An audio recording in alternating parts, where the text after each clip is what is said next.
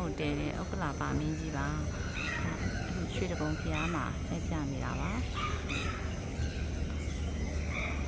ရွှေတကုံဖျားကိုတဲတဲ့ဒါရိုက်ကကြီးဥက္ကလာပါမင်းဟာသူ့ရဲ့ပုံတူပေါ့နော်အဲ့ဒါကဒီကြာသာပတိ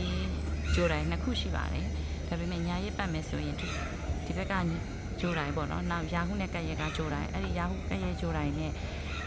ရှိတဲ့ကြာသာပတိနဲ့ရာဟုရဲ့ဂျားထဲမှာဒါကကြာသာပတိပေါ့နော်ဒါကကြာသာပတိဂျိုတိုင်းလူတွေအများကြီးရှိတယ်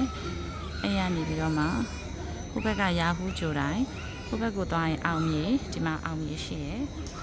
ဒီဘက်ကအမေရှင်စောကုဖျားကိုသွားတာအဲ့တော့အဲ့နေရာတွေမှာဥက္ကလာပါမင်းကအခုဒီဖျောင်းနိုင်နေပါလေပူဇော်တဲ့ဂျားလေးကနေပြီးတော့ဒီဂျားလေးထဲမှာပါ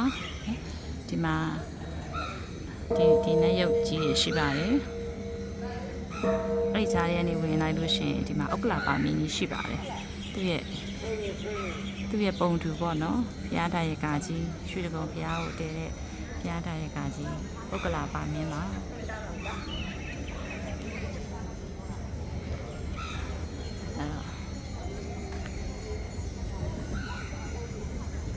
ဒီနေ့ကလူထားတာဒေတိုက်ပြီးတော့မျက်နှာလေးနည်းနည်းလေးကွယ်နေပါတယ်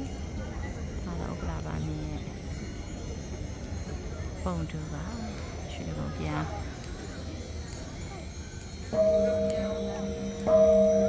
ရှိပါတယ်ဒီနေရာလေးကနေဒီလိုမျိုးဝင်လို့ရပါတယ်ရှင်အားလုံးဂျွန်စပရိုလိုင်းနာချစ်သူများနဲ့မြန်မာနိုင်ငံသူနိုင်ငံသားများအားလုံးဗုဒ္ဓဘာသာဝင်များအားလုံးကိုယ်စိတ်နှပြကျမ်းမာချမ်းသာကြပါစေရှင်ဒီနေ့ကဆုံလာပြည့်ကျော်တည့်ရနေပါ